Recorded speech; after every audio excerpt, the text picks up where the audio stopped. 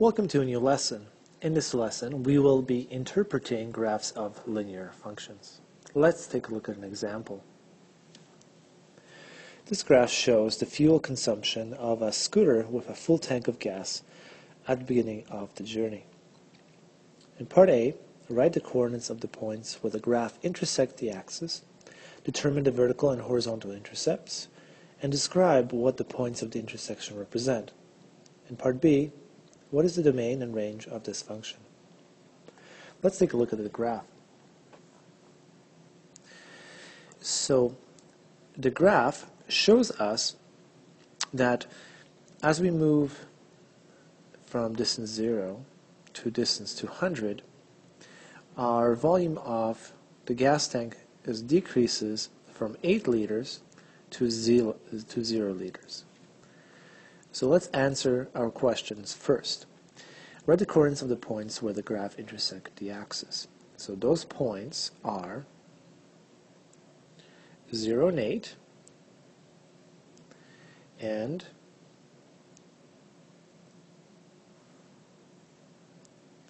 200 and 0. While the first coordinate represents the distance, the second coordinate represents the volume of the gas tank.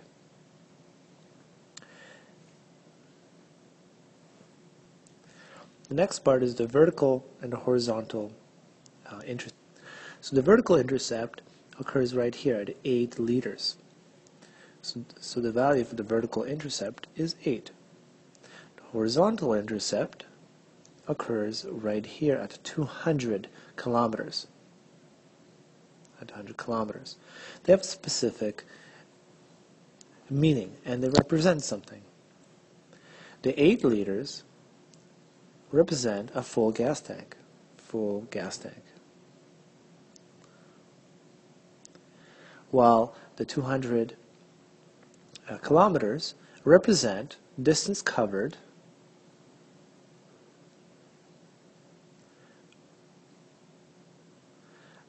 by a full gas tank.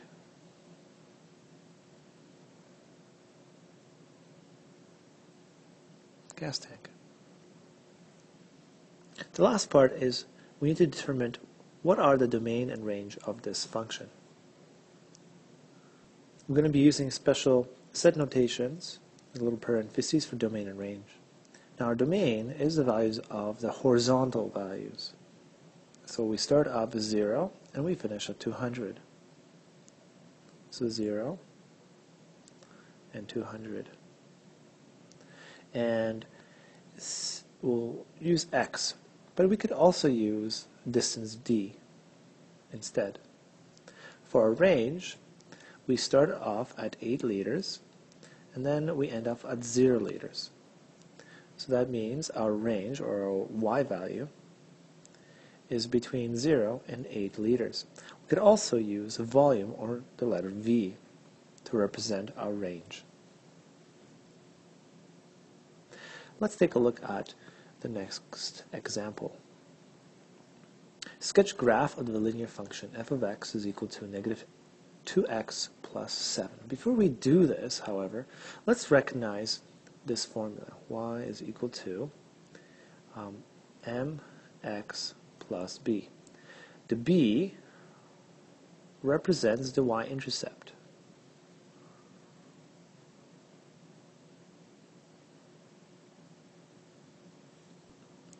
While m represents the slope.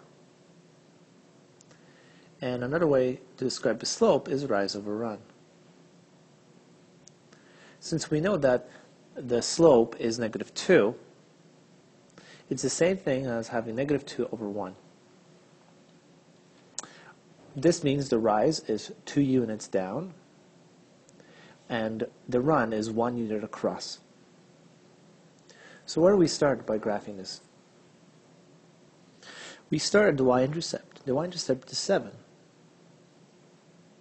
And it's right here. This is 7. So we know that our point is going to start at this location. And now the rise is negative 2 units downwards and 1 unit across. So we have 1, 2, units down and 1 unit across. So next point is right here. And so on. We continue 2 units down and 1 unit across. Then again continue 2 units down and 1 unit across. And now we have 4 points in this graph. We connect the points by a straight line. And this is our linear equation, our linear graph. That's one way to do this question. Another way to do this question is by finding the x and y intercepts. And we'll do that as well. For x-intercept, y is always equal to 0. So what we're going to do is we're going to plug in the value of y equals to 0 and solve for x. So originally we have y, or f of x, is equal to negative 2x plus 7, and we're going to plug in for the value of 0 for the y. We copy negative 2x plus 7, and now we're going to solve for x. Subtract 7 from both sides of the equation. This causes the 7 to cancel. And we have negative 7 on the left-hand side and negative 2x on the right-hand side. The last thing we need to do is, realizing that 2 multiplies with x on the right-hand side, we divide both sides of the equation by negative 2. Negative 7 divided by negative 2 is 3.5. And on the right side we have an x. This means that we have a new coordinate of 3.5 and 0. So 1, 2, 3, and this is 4 right here. This is 3. So the point of this line that has an x-intercept of 3.5 and 0 is going to be located right there on the x-axis. Well, on the y-axis, we're going to find the y-intercept. And every time we have a y-intercept, x is equal to 0 every time. We recopy the y equation, y equals 2x plus 7, and we substitute the value of x for 0. So y is equal to negative 2 times 0 plus 7, and if you compute this, you'll get the value of 7. That means we have a coordinate point of 0 and 7, and that's our y-intercept. So we count them off on the graph, 1, 2, 3, 4, 5, 6, and 7. And here is our 0 and 7 coordinate, or y-intercept. Now we'll take a line, and we will connect the x and y-intercept together. And we will get the same kind of line as we did in a little bit earlier procedure of y equals mx plus b. Let's take a look at the next example. Which graph has a rate of change of 1/2 and a vertical intercept of 6? Justify the answer. Let's take a look at these two graphs, A and B is one of them. The vertical intercept of 6. Let's see which one has that. So vertical intercept, that means, in this case, distances are 6. Well, this is also 6, and so is this. So that doesn't really separate the graphs from each other. But one graph is going downwards, and one graph is going upwards. And take a look. Well, the rate of change is 1/2. It is a positive value. So right away we know that it is more likely that this is the graph we're looking for, because it is increasing as we go from left to right. And for good measure, let's just see that indeed it is 1/2. Remember that the rate of change is the same thing as slope, and slope is rise over run. The 1/2 tells us that 1 moves 1 unit up for every 2 movements to the right. So let's do this. Let's find out if this graph really has a rise of 1/2.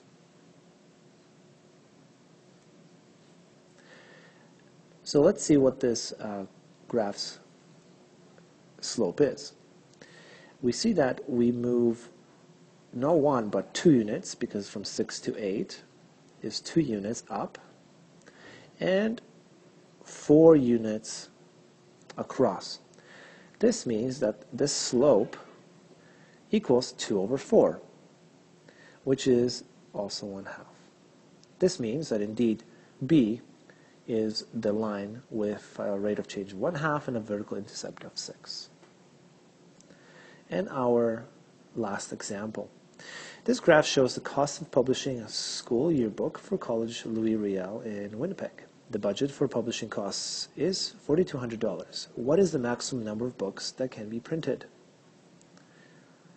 So the problem with this graph is that we have 1, 2, 3, 4, 5 sets of data. These points represent data, but we do not know what happens between the points. So let's just connect these. We do not know what these things are, at least the data. And the question is asking about what does the cost of this value right here, about 4,200. But we're not sure from the graph. The graph is not accurate enough to give us an exact value. Because the graph is inaccurate, what we need to do is find our function for the cost. So cost, or C, is going to be equal to, same as before, the slope of, or the rate of change of this line, number of books, we'll just call those N, plus some type of rate of change, not rate of change, but some type of y-intercept. I don't really like using these acronyms. I'm just going to use y equals mx plus b. So what is this? This is going to be your cost. This is your rate of change right here. And b is your y-intercept. Your intercept. Let's find this equation first. Then we're going to use that equation to find the answer of how many books can we have in order to have a budget of $4,200. So let's take a look at the graph. So the rate of change, we know that our run is 200. So slope or rate of change is the rise over run, and the run is 200, while the rise will rise from, this is 500, so we'll go 500, 1,000, 1,500, 2,000, 2,500, 3,000, 3,500, and 4,000. 4,000 is our run, our rise. And 4,000 over 20 is same thing as 40 over 2, which is 20. So what does this 20 really mean? Well, look at the units. The rise is the cost. So this is how much costs. And $20 costs for one book, because the number of books is the x-axis representation. So now we know the cost is y. The slope is 20, x is number of books, and what does that b represent? That's the y-intercept, and the y-intercept is right here. It is 500. Usually when you are purchasing your books, you have to pay initial publishing costs. In this case, would be $500. So here is our equation, or you could say even our function. So how do we use this function to find the cost, or not the cost, but how many books we're going to print if the cost is 4,200? Well, that's because really y is 4,200 in this case. So we're going to plug in 4,200 for the value of y, and we're going to solve for x. And we do that by subtracting 500 from both sides, and we get 3,700 on the left.